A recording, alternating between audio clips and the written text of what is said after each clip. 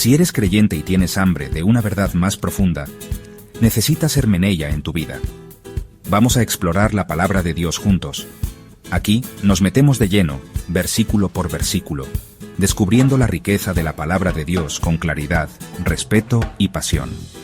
Esto no es solo un podcast más, es una invitación a escuchar de verdad la voz de Dios. Porque predicar no es solo hablar, es revelar la verdad. Acompáñanos en hermeneia y deja que tu fe se transforme.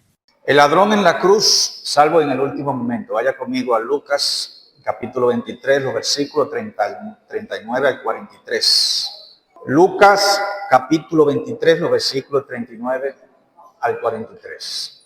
Y uno de los malhechores que estaban colgados le injuriaba diciendo: si tú eres el Cristo, sálvate a ti mismo y a nosotros. Y respondiendo el otro le reprendió diciendo: ¿No temes tú a Dios, aún estando en la misma condenación? Y nosotros a la verdad justamente padecemos, porque recibimos lo que merecieron nuestros hechos, mas ningún mal hizo. Y dijo a Jesús: Señor, acuérdate de mí cuando vengas en tu reino. Entonces Jesús le dijo: de cierto te digo, hoy estarás conmigo en el paraíso. Oremos. Amado Padre, bendecimos y honramos tu nombre. Gracias, Señor, por tu palabra que nos edifica, nos alienta, nos da esperanza. Acompáñanos, Señor, en este momento. Queremos que nos enseñe, que nos trace el camino que debemos seguir para obedecerte, para adorarte y para engrandecer tu nombre, Señor. Elimina toda distracción de nuestro medio, Señor, y ayúdanos a deleitarnos en ella. En el nombre de Jesús. Amén. Hay algo profundamente conmovedor en las últimas palabras de una persona, cuando está agonizando en el lecho de su muerte, cuando es eminente la muerte. Las máscaras caen y el alma suele hablar con una sinceridad desarmante. Pero ¿qué sucede cuando el hecho de muerte es una cruz romana? ¿Qué sucede cuando no hay tiempo para poner la vida en orden, para realizar buenas obras, para ser bautizado? Hoy nos acercamos a la escena más santa y brutal de la historia, el Gólgota. Y en medio de la oscuridad, 3 horas de oscuridad, desde la hora sexta hasta la novena, la tierra estaba en oscuridad mientras el Hijo de Dios colgaba en la cruz. En medio de los gritos de los soldados y el llanto de las mujeres, es una escena espantosa y terrible. Allí en medio de la oscuridad surge un diálogo, se desarrolla un diálogo entre 3 hombres que están condenados a morir. Hoy vamos a ver 3 cosas en este pasaje, 3 elementos. Vamos a ver lo que dice cada ladrón, el contraste entre los 2 ladrones, la confesión de una fe asombrosa y la promesa de una gracia inmediata. En el Calvario no se elevaron solamente 3 cruces, sino también 3 corazones. Y entre esos corazones, el Espíritu Santo nos muestra un contraste que atraviesa toda la historia humana: incredulidad y fe, orgullo y arrepentimiento, endurecimiento y gracia.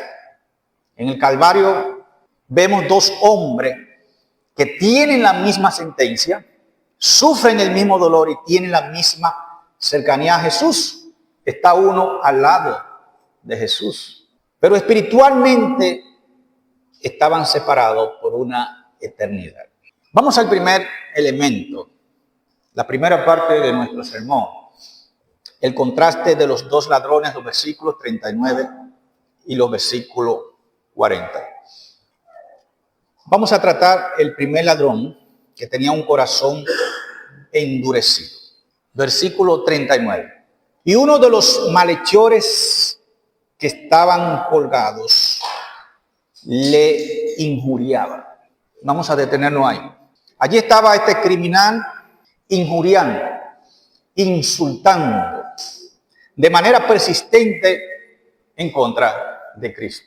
Aún en la agonía su corazón seguía resistiendo y le dijo lo siguiente al Cristo en la cruz: si tú eres el Cristo, sálvate a ti mismo y a nosotros.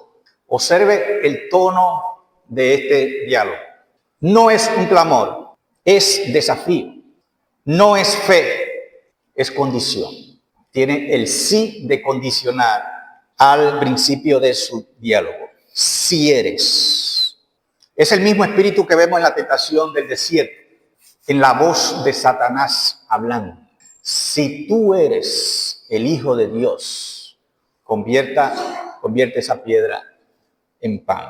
Si tú eres el Hijo de Dios, lánzate abajo, que los ángeles te van a proteger y va a caer como una plumita en el suelo.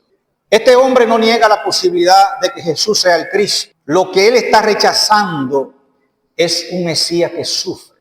El ladrón quiere un Salvador que lo baje de esa cruz. Si eres el Hijo de Dios, bájate tú de esa cruz, pero también bájame a nosotros. Sálvanos para nosotros poder continuar con nuestra vida. El ladrón quiere un Salvador que lo baje de la cruz, no un Redentor que lo salve en la cruz. Son dos cosas distintas. Y aquí hay un mensaje, mis hermanos. El sufrimiento no transforma automáticamente el corazón. A veces lo revela. Puede revelar humildad y desesperanza, o puede revelar lo contrario, amargura y maldición. En medio de la prueba, ahí es que se demuestra la fe que usted tiene. Hay muchos que maldicen a Dios cuando le sobreviene una enfermedad a un familiar o a ellos mismos. Lo maldicen y dejan de creer en Dios y se convierten en ateos. Yo conozco individuos que han hecho eso. Pero hay otros que en medio de la prueba del sufrimiento, allí se humillan y encuentran la esperanza en el Señor. Luego de Cristo, tenemos un ejemplo práctico de esto. Tenemos el caso en Mateo capítulo 16 de Pedro y Jesús. Jesús les dice, miren lo que va a pasar conmigo. Yo voy a Jerusalén, allá voy a sufrir, me van a maltratar en manos de los ancianos, sufriré, me moriré, me matarán. Mateo 16, 22. Pedro escucha esto y agarra a Jesús de mano y lo lleva aparte. Y le dice, tú estás loco. Lea el versículo 22. Comenzó a reprender. Mateo 16, 22. Señor, ten compasión de ti. Le dice Pedro a Jesús. Es una locura. Tú convertiste de que un mártir. En ninguna manera eso te pasa. Dios te libre. Entonces Jesús, mirándolo a los ojos, le dijo en el versículo 23 de Mateo 16, ¿qué fue lo que le dijo? Quítate delante de mí, Satanás. Me eres escándalo. No piensa en lo que es de Dios, sino en lo que el plan de Dios soberano es más grande que tu sabiduría. Eso es lo que está diciendo Cristo. Ya esto fue planeado desde la eternidad, la redención, de que el único medio para salvar al mundo, antes de la fundación del mundo, del único medio que Dios utilizaría para salvar al mundo es la muerte del Mesías. Apocalipsis 16, versículo 9, muestra a los hombres recibiendo la plaga y el juicio de Dios. Un calor insoportable. ¿Y qué hacen los hombres? Versículo 19. Y los hombres se quemaron con el gran calor y blasfemaron el nombre de Dios que tiene potestad sobre estas plagas y no se arrepintieron para darle ¿qué? Gloria. El dolor no produce fe, la gracia sí. Este ladrón representa al hombre que quiere a Dios útil para beneficio y provecho de él. Sálvate a ti, pero también a mí. Pero no a un Dios soberano que tiene sus planes. ¿Quién eres tú para darle consejo al Señor? Quiere alivio, pero no arrepentimiento. Quiere rescate físico. Resuélvelo. tú eres el Cristo, bájanos de esta cruz. Y que nosotros podamos seguir viviendo nuestra vida, pero no quieres reconciliación eterna. Hermano, ese espíritu sigue vivo hoy. Las personas que viven condicionando sus oraciones al Dios soberano. Señor, si me sana, te serviré por completo a ti. Señor, si resuelves mis problemas financieros, me tienes de por vida. Señor, si tú me das una pasola, en Jayaco estaré todos los sábados. Si tú me consigues un empleo, te prometo que los miércoles estaré ahí todos los miércoles. Hermano, eso no es fe, eso es negociación. Y eso, hay grupos religiosos que ponen las cosas en inversión. Esa mata de aguacates, si tú la pones a producir, lo voy a vender y el dinero será tuyo. ¿Quién eres tú para negociar con el Dios soberano que dispone todas las cosas? ¿Quién eres tú? Dios pide rendición, no condición. Pero entonces ocurre algo asombroso. Versículo 40. Ahora responde el otro ladrón. ¿Qué hizo el otro? Versículo 40. Le reprendió. Interesante. En medio del dolor, en medio de la oscuridad, surge una voz distinta. No una voz perfecta, pero una voz transformada. ¿Qué dice este ladrón? ¿No temes tú a Dios aún estando en la misma condenación? Esta pregunta es un rayo de luz teológica en el Calvario. Dice Proverbio 9:20, el temor de Dios es el principio de la sabiduría. No es pánico irracional lo que acaba de ocurrir en este ladrón. Es una conciencia que ha sido despertada. Es entender que hay un tribunal más alto que Roma, que después de esa cruz hay un juicio y que la muerte no es el final.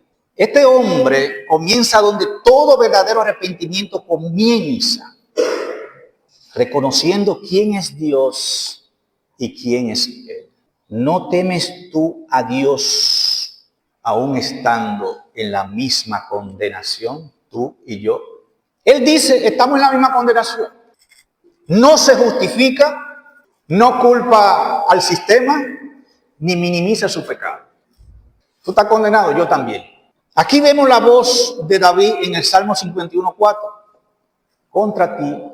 Contra ti he pecado. La gracia empieza cuando termina la autojustificación. 2 hombres estaban muriendo, pero solo uno fue despertado espiritualmente. ¿Qué produjo ese cambio? No fue un seminario, no fue un proceso largo, fue la obra soberana de Dios. En cuestión de milésima de segundo, mis hermanos, irrumpió en el corazón de ese ladrón. Como dice Juan 6:44, nadie viene a Cristo si el Padre no lo trae. Allí se cumplió la doctrina de la elección. Entre los 2 ladrones, solo uno, Dios decidió por su soberana voluntad y gracia salvar. La misma cruz endureció a uno y quebrantó al otro. Hermano, la cruz siempre divide. Podemos estar cerca del Evangelio, escuchar predicación fiel, conocer doctrina, cantar alabanza y así aún reaccionar como el primer ladrón, exigiendo que Dios se someta a nuestras condiciones. O podemos llegar al punto donde el Espíritu nos hace ver nuestra culpa y decir, soy un pecador, estoy condenado. El primer ladrón lamentaba su dolor. El segundo lamenta su pecado. Yo estoy condenado. El otro nunca dijo eso. Sálvame a mí si tú eres el Cristo. Yo pongo las condiciones. Esa diferencia es infinita. Hermano, el arrepentimiento no es simplemente tristeza por las consecuencias. Es cambiar de mente acerca de quién es Dios y quién soy yo. Son 2 cosas distintas. Él es el creador y yo soy un pedazo de barro. Es dejar de discutir con Dios y comenzar a hacer su voluntad y temerle. Hoy la pregunta no es si está en una cruz literal. La pregunta es ¿Qué está haciendo la cruz en tu corazón? Pablo dijo a sí mismo en 1 Corintios 15:31, les aseguro por la gloria que de vosotros tengo en Cristo Jesús, Señor nuestro, que cada día muero. Pero fue el mismo Jesús que lo estableció como disciplina cristiana en Lucas 9:23. Si alguno quiere venir en pos de mí, quiere ser mi discípulo, niéguese a sí mismo, no te acepte. Eso es lo que está diciendo Jesús. Despréciate. Eso es negación. Despréciate a ti mismo, despréciate. Toma tu cruz cada día, no la tome el domingo, cada día y sígueme. Muchos simulan la cruz los domingos, vociferan las alabanzas. Gracias por la cruz, oh Dios, el precio que pagaste por mí. Pero tan pronto viene el lunes, se olvidan de mortificar el pecado, de morir a las pasiones de la carne. Son movidos por las emociones, pero no hay una rendición a Cristo como Señor. Tomar la cruz significa oposición de seres queridos, venir cuando el esposo o la esposa te diga que no vaya, el vituperio del mundo, las maldiciones, los desprecios, total dependencia de Dios, obediencia a la conducción del Espíritu, proclamar un mensaje impopular, sufrimiento por causa de la justicia, calumnia, oprobio, muerte al yo, al mundo. Todo eso representa la cruz. Negación, nadar contra la corriente del mundo y de ti mismo. Ahora viene la segunda parte del sermón, la confesión de una fe asombrosa, los versículos 41 al 42. Sigue hablando el segundo ladrón. Nosotros a la verdad justamente padecemos, mas ningún mal hizo. Si en los versículos anteriores vimos el contraste de los dos corazones, aquí vemos el milagro en uno de ellos, en el que acaba de decir estas palabras. Estas palabras fueron inspiradas por el Espíritu de Dios en el corazón del ladrón en la cruz. Este hombre está agonizando, está muriendo, su cuerpo está desfalleciendo, el tiempo se agota y la muerte es inevitable. Sin embargo, en sus últimas palabras pronuncia una de las confesiones más profundas de todo el Evangelio. Sin seminario, sin tratado teológico, sin años de discipulado, pero en el corazón tenía el corazón iluminado por el Espíritu Santo. Porque cuando Dios salva, también revela. ¿Qué dice él? Nosotros a la verdad justamente padecemos. Con justicia nosotros estamos aquí. Con toda honestidad habla sobre él mismo. ¿Qué está diciendo él? Nosotros los que merecieron nuestros hechos, porque recibimos lo que merecieron nuestros hechos, mas ningún mal hizo. Nosotros merecemos esto. Este es el lenguaje del verdadero arrepentimiento. Estar de acuerdo con el veredicto de Dios. ¿Cuál es el veredicto de Dios? Muerte para el pecador. El fariseo, en Lucas 18, en la parábola del fariseo y publicano, en el versículo 11, el fariseo en pie oraba consigo mismo de esta manera: Dios, te doy gracias porque no soy como los otros hombres. Bueno, es un extraterrestre, ¿verdad? Yo soy una eminencia. Yo soy único en mi clase. Todos los demás son ladrones, injustos, adúlteros. Y viene lo peor. Ahí estaba el publicano detrás y dice: ni aún como ese desgraciado, ese ladronazo que está ahí atrás. Ni siquiera como ese. El fariseo se comparaba con otros y autoproclamaba su justicia. El ladrón se compara con la justicia divina. Cuando tú eres confrontado con la justicia divina, pierde el caso. Pierde el caso. El único ser humano perfecto en la tierra es nuestro Señor Jesucristo. Y somos salvos no por obediencia, no por mi obediencia, sino por su obediencia perfecta. Vivimos por la fe en Él, no por nuestras obras o desempeños religiosos, sino por la fe en Él, por lo que Él hizo por nosotros. Somos avalados por Dios, por el currículo de Cristo, no por obra para que nadie se gloríe. Toda la gloria sea para nuestro Señor. Proverbio 28:13 dice: quien cubre su pecado no prosperará, mas el que lo confiesa y se aparta alcanzará misericordia. El camino del cielo comienza Cuando dejamos de defender, no digas que conoce tu corazón, porque le está diciendo a Dios mentiroso. Su palabra dice lo contrario. Jeremías 17:9 dice, engañoso es el corazón, más que todas las cosas, y perverso. ¿Quién lo conocerá? ¿Acaso hay un ser humano que conozca su corazón? No. El salmista David escribió en el Salmo 19:12. Exclamó y dijo lo siguiente: ¿quién entenderá sus propios errores? ¿Quién? Líbrame de los que me son ocultos. Salmo 139, 23, 24. Examíname, oh Dios, y conoce mi corazón. Pruébame y conoce mi pensamiento y ve. Halo tú. Porque si yo comienzo a examinarme, yo soy lo mejor de lo mejor. Yo soy lo mejor de los mejores. Si me lo deja a mí, yo me gané el cielo. Señor, pero examíname. Conoce mi corazón, pruébame, conoce mis pensamientos y ve si en el camino de perversidad. Guíame en el camino eterno. Es decir, todas las acciones que tú tengas que hacer conmigo, hazla tú. Si me lo deja a mí, no voy para parte. Hermano, nadie entra en el reino de Dios aferrado a su reputación. Entramos reconociendo nuestras ruinas. La gracia no es para quienes se consideran casi justos, es para quienes saben que merecen condenación.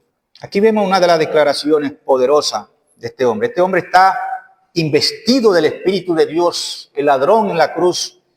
Y él dice, yo sé que muchos pasaron por mucho este detalle.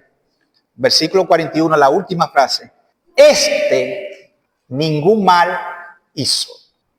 Aquí hay una confesión absoluta de la impecabilidad de Cristo. No está por casualidad. La palabra de Dios es oro puro. Usted debe palabras, no puede. Tiene que leerla de manera con los detalles, con lo que está allí. En medio de un mundo que gritaba crucifícale, este criminal proclama la revelación del Espíritu, la inocencia de Cristo. Declara la pureza del santo. Aquí hay una cristología pura en la palabra del ladrón, sin usar términos técnicos. Está afirmando la impecabilidad de Cristo, lo que después Pedro escribiría lo siguiente, primera de Pedro 2:22. Fíjense cómo el mismo Espíritu, que es el supervisor de las Escrituras, que va revelando de manera coherente el mensaje, le dijo al apóstol Pedro lo mismo en primera de Pedro 2:22, el cual no hizo pecado ni fue hallado engaño en su boca. Él entiende algo esencial revelado por el Espíritu de Dios allí en la cruz. Si Jesús sufre sin haber hecho mal alguno, entonces su sufrimiento no es por sus propios pecados. Mis hermanos, aquí se revela el misterio de la sustitución. Pero Cristo está colgado allí como un criminal. Y está colgado no es por ser un criminal. Ningún mal hizo él. El Espíritu Santo lo declaró allí a través del ladrón. Pero eso ya estaba profetizado, mis hermanos. En Isaías 53:5, 750 años atrás, ya el Espíritu de Dios puso en el profeta Isaías que eso iba a ser así. Isaías 53:5. Mas él herido fue por nuestras rebeliones. ¿Qué? Por ser un criminal, por él robar, por él matar. Él fue herido, fue colgado en la cruz. ¿Por qué? ¿Por qué? ¿Por él? No, por su pecado, por sus rebeliones, por nuestras rebeliones. Molido por ser un criminal, por nuestros pecados. El castigo de nuestra paz, es decir, enemigo de Dios, tú y yo, para reconciliarnos con Dios, para que nosotros pudiéramos estar en paz con Dios. El castigo de nuestra paz fue ¿sobre quién? Sobre nosotros, sobre él. Por su llaga, por su latigazo, fuimos nosotros curados. El mismo Espíritu de Dios viene y le pone la misma palabra al apóstol Pablo en 2 de Corintios 5:21. Al que no conoció pecado, por nosotros lo hizo pecado, fue tratado como un criminal, como un pecador, ¿verdad? Para que nosotros fuéramos hechos, ¿qué? Es el requisito aceptable ante Dios. Justicia de Dios en él. Y el apóstol Pedro Primera de Pedro 3:18, también afirmó esta verdad de la sustitución, porque también Cristo padeció una sola vez por los pecados, el justo por los injustos, para llevarnos a Dios. Hermano, Jesús no cometió pecado, pero fue tratado como un vil criminal y pecador para recibir el juicio y el castigo que el Señor iba a pesar sobre ti. En este cuerpo destrozado, este ladrón ya regenerado ve más que dolor, ve inocencia. Y esa inocencia es la única esperanza. Solo un Salvador sin pecado puede morir por pecadores. Yo soy el pecador, Él es el justo. Fue lo mismo que le pasó al profeta Isaías cuando se le apareció la gloria de Dios en el templo. No hay forma, mis hermanos. Isaías 6:5. Ay de mí que soy muerto. Soy un hombre inmundo de labios y habitando en medio del pueblo que tiene labios inmundos. Han visto mis ojos al Rey Jehová de los ejércitos. Cuando eres confrontado con la santidad de Dios, hay humillación. Le pasó a Pedro, Lucas 5:8. Jesús hace un milagro extraordinario que jamás había pasado ni en historia ni nada. Ve a ese lado del mar, que ahí va a encontrar peces. Y pasó la noche entera, ni una tilapita agarraba. Pero vino el Dios soberano y llamó a los peces y le dijo, Pedro, ve allí, que allí están. ¡Uf! Fue algo que le hizo temblar, porque Jesús hizo una demostración de su divinidad. Con su palabra, su certeza, dijo, allí están, ve a pescar allá. ¿Y qué clamó Pedro en Lucas 5:8? Apártate de mí, Señor, porque soy hombre ¿qué? Pecador. No hay otra vía, mis hermanos. Solo Dios es santo, 3 veces santo. Tú y yo somos pecadores. Aquí hay ahora viene una confesión, versículo 42, de la realeza de Cristo. Pronuncia una de las palabras más asombrosas, matizadas de una fe extraordinaria. El hombre está ha sido regenerado por el Espíritu de Dios. Allí, y dijo lo siguiente, acuérdate de mí cuando vengas, ¿en qué? En tu reino. Miren la escena, trasladémonos al Gólgota. Jesús está ensangrentado, sufriendo dolores intensos, tiene sus manos horadadas, clavadas, sus pies, una lanza que lo traspasó, le dieron latigazo, le desgarraron la carne, es algo insoportable, humillado. Y este ladrón habla de reino, luego él va a morir. Aquel que tenía el letrerito de rey, INRI, versículo 38, que decía, este es el rey de los judíos. El rey está agonizando, le queda pocos segundos. Y él, bajo inspiración del Espíritu de Dios, dice que, Señor, acuérdate de mí cuando vengas en tu reino. Oh, Padre. Él está pronunciando el retorno del rey. Interesante. ¿Usted cree que sin inspiración del Espíritu puede decir eso allí? ¿Usted cree que eso está de más allí? Esa historia. Mis hermanos, el ladrón recibió la regeneración, la iluminación, la revelación del Evangelio allí en milésimas de segundos. Para Dios nada imposible, es lo que Dios hace. ¡Uf! Al muerto le da vida. Adán, un pedazo de barro. Estaba Adán caminando en el Edén, de una vez, en pie. El único que despierta espiritualmente los corazones es nuestro Dios. Soberanamente. Allí en milésimas de segundos recibió la fe verdadera que mira y traspasa el mundo terrenal. Recibe la convicción del futuro reinado de Cristo. Este hombre comenzó allí desde la cruz a caminar no por vista, sino por fe. Ve el futuro, ve el reino, ve el retorno. Cuando vengas, apunta hacia la consumación, la manifestación plena de la autoridad real de Cristo. Cristo va a ser nuestro rey aquí en la tierra. Apocalipsis 11:15 dice, y el séptimo ángel tocó la trompeta y hubo grandes voces en el cielo que decían, los reinos de este mundo han venido a ser de nuestro Señor y de su Cristo. Y reinará por los siglos de los siglos. Qué fe tan extraordinaria. Pero una fe que solamente la da Dios. Y observe lo que no pide. El primer ladrón le pidió a Jesús que lo salvara físicamente y lo bajara de allí. Él no pidió eso. Él no dijo, bájame. Él no dijo, evita mi muerte. Él dijo que, acuérdate de mí. Es una oración humilde, mis hermanos. Aquí no hay reclamo de derechos. No. Yo estoy aquí por lo que merezco. Yo soy un pecador. Aquí no está reclamando ni derecho, solo misericordia. Acuérdate de mí. No tiene obra que presentar. No tiene restitución que ofrecer. No tiene tiempo para organizar su vida.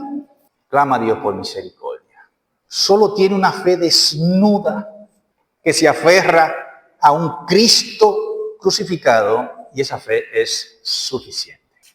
Mis hermanos, esa clase de creyentes son los que entrarán en el reino de Cristo.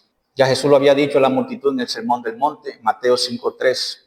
Bienaventurados los pobres en espíritu, de ellos es el reino de los cielos. Aquellos que no tienen nada que aferrarse, no tienen nada que demostrar, nada que impresionar, solo una mirada de fe como el ladrón de la cruz, al único objeto de la fe, Cristo Jesús nuestro Señor. Vuelvo de nuevo a la parábola del fariseo y el ladrón de impuestos, el publicano, el otro ladrón. El que estaba detrás en la iglesia, versículo Lucas 18:13, estando lejos, despreciado, todo el mundo sabía quién era. Ese es el ladrón. No quería ni aún alzar los ojos al cielo, sino que golpeaba su pecho diciendo, Dios, sé propicio de mí, que soy ¿qué? Pecador. ¿Sabe qué pasó con estos dos ladrones? Lucas 18:14. Este descendió a su casa justificado, aceptado, y no el otro. ¿Quién es el otro? El fariseo. Cualquiera que se ensalza será humillado y el que se humille será ensalzado. No se trata de ti, mis hermanos, se trata de Cristo, de Cristo. Yo soy alguien por lo que hizo Cristo. Y aquí brilla el Evangelio con toda su pureza. Si alguien fue salvo sin posibilidad de acumular mérito, fue este hombre. No tuvo tiempo para devolver lo robado, como pasó con Zaqueo. En Lucas 19:8, Zaqueo tuvo tiempo de demostrar fruto de arrepentimiento y lo demostró. Tuvo un encuentro personal con la santidad de Dios, con Jesucristo nuestro Señor. Este ladrón se aferró con las manos vacías. Y Cristo recibió esta mano vacía, mis hermanos. El Señor no quiere nada de nosotros. Fue el mismo Jesús que le tiró este bombazo a los fariseos. Mateo 21:31. De cierto les digo, lo voy a decir con toda honestidad, si se lo dijo Jesús a los religiosos en su cara, los publicanos y las rameras van delante de ustedes al reino de Dios. Esto es una bofetada para un fariseo, para alguien que está cumpliendo todo lo que Dios pide. Jesús le dice, y acaba de quitar la máscara de la hipocresía a este individuo, y le dice, los ladrones y las rameras van delante de ustedes al reino de Dios. Ustedes están quedando atrás, ellos van delante. ¿Sabe por qué? Porque ellos no tienen nada que demostrar. Ellos reconocen lo que son, no tienen orgullo de nada, vienen al Señor tal como son, indignos, reconociendo su pecaminosidad. De ellos es el reino de los cielos. Bienaventurados los pobres en espíritu. Pobres, un indigente de esos que ustedes ven, que no tiene a dónde ir. Se la pasa para arriba y para abajo en las calles, se mete a los zafacones a sobrevivir de los residuos de alimentos que botan, duerme en un contén, duerme en el parque. Ese es un pobre, ese no tiene nada, ese no tiene familia, ese no tiene hogar, no tiene nada, no tiene recursos, no tiene nada. Isaías 66:2 lo deja más claro. Dice Jehová, aquel miraré. ¿Cómo es? De los 8 billones, mis ojos solo miran a esa clase, a ese miraré. Al que es pobre y humilde de espíritu y que tiembla a mi palabra. A ese hago zunde del cielo.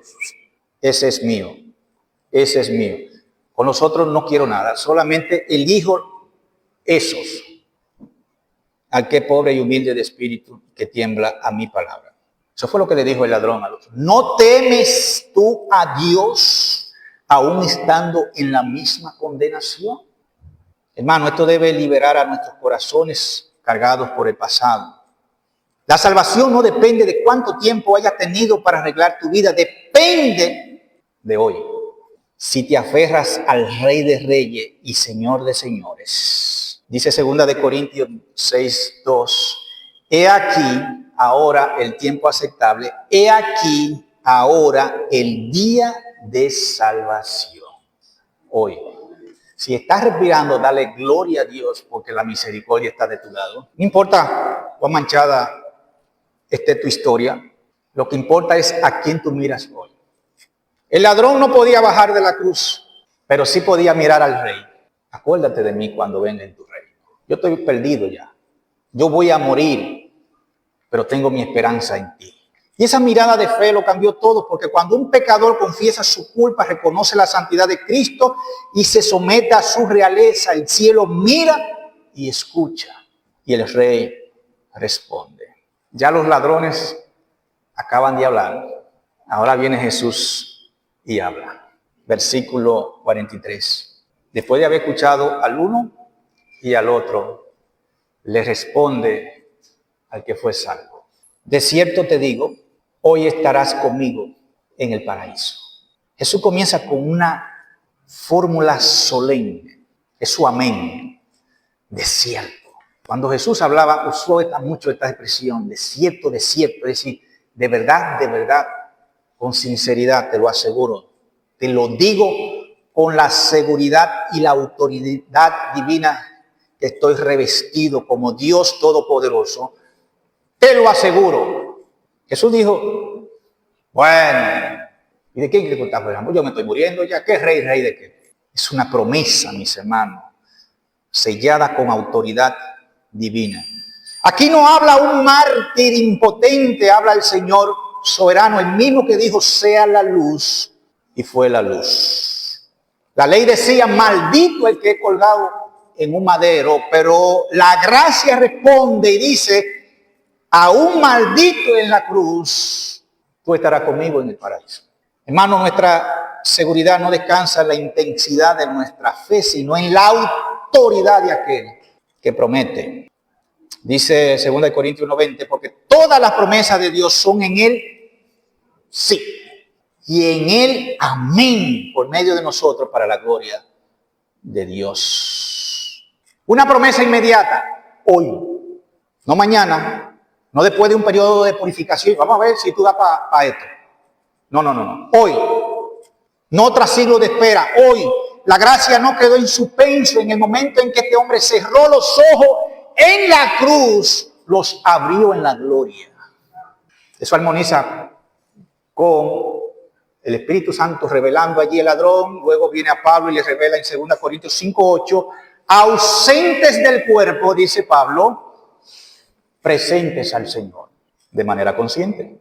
Maten este cuerpo, destruyanlo, tan pronto deje de respirar, presente al Señor allá. Filipenses 1:23, partir y estar con Cristo es muchísimo que mejor.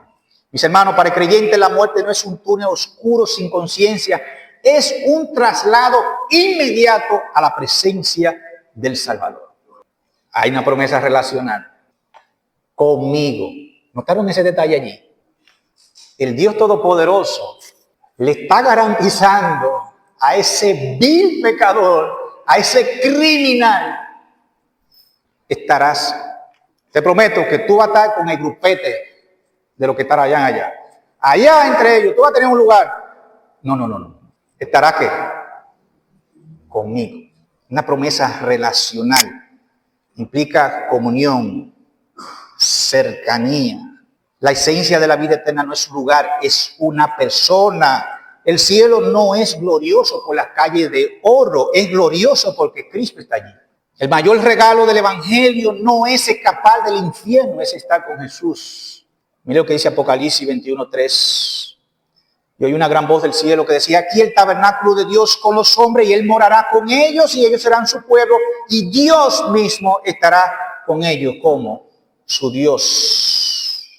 Comunión, cercanía. a un hombre rechazado por la sociedad, recibe la invitación y la gracia divina a la compañía eterna.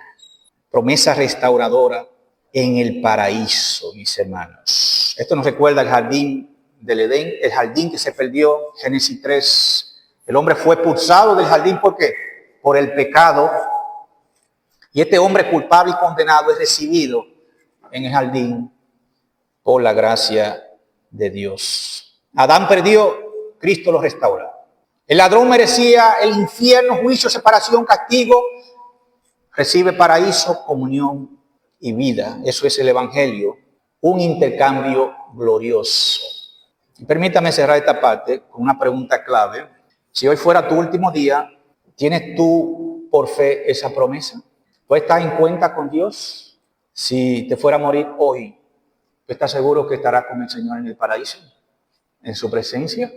Examínate si está en la fe. El mismo Cristo que habló al ladrón sigue hablando y nos ha hablado por medio del Evangelio.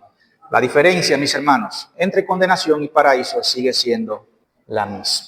4 verdades, mis hermanos, que no podemos ignorar. La salvación es por gracia, es un don de Dios. Es el ejemplo más extremo y concreto de las Escrituras. La salvación es por gracia. El ladrón no hizo nada. Pero Dios decidió, por su amor y misericordia, salvar a este despreciable pecador. Número 2, mientras hay vida, hay esperanza. No desprecie a las personas por lo que es. No lo desprecie. Mientras hay vida, hay esperanza. 3, el arrepentimiento verdadero transforma. Ese ladrón, un criminal, fue transformado por la gracia de Dios. El que insultaba, defiende. El que se justificaba, ahora confiesa. La gracia no solo perdona, cambia el corazón, lo transforma. Número 4, la muerte no es el final. Hoy estarás conmigo. La comunión con Cristo sigue igualita, no se interrumpe. Nos despedimos de los seres queridos, ellos se quedan llorando y muy tristes y adoloridos, pero sí entramos al gozo de la presencia de nuestro Dios. Mis hermanos, si hoy te sientes como ese ladrón, culpable, arruinado, sin tiempo, mira a la cruz. El mismo Jesús que escuchó aquel ruego escucha hoy el tuyo. Salmo 51, 17. Los sacrificios de Dios son el espíritu quebrantado, el corazón contrito y humillado. Ese no despreciará, oh Dios. Oremos. Padre amado, gracias por tu palabra, Señor. Gracias. Hoy reconocemos, Señor, tu gran amor y misericordia. Aún para lo despreciable, como este ladrón en la cruz. Un caso extremo, Señor. Por eso te exaltamos y glorificamos tu nombre. Porque, oh Dios, ha decidido en tu amor salvar a pecadores e indignos como nosotros. Ayúdanos, oh Señor, a reconocer tu grandeza. Pero ayúdanos, oh Señor, a reconocer quiénes somos nosotros. Indignos. Que gracias a Cristo, quien asumió el castigo, gracias a Cristo por su obediencia perfecta, hoy podemos estar reconciliados contigo, Señor. No hay nada en nosotros. Todo se lo debemos a ti. Solo si confiamos, si tenemos esa fe en nuestro Señor Jesucristo, tenemos comunión con Él cada día, podemos, oh Señor, estar contigo en el paraíso. Ayúdanos, oh Señor, ayúdanos a vivir reconociendo quiénes somos y reconociendo quién tú eres. En el nombre de Jesús. Amén. Hemos concluido otro encuentro en Hermeneia. Queremos expresar nuestro agradecimiento por su compañía, su tiempo y su interés en profundizar en la palabra. No olvide seguirnos en Spotify para no perderse ningún episodio. Y compartirnos con aquellos a quienes considere que les pueda ser de bendición. Nos encontraremos en el próximo episodio. Que Dios le bendiga.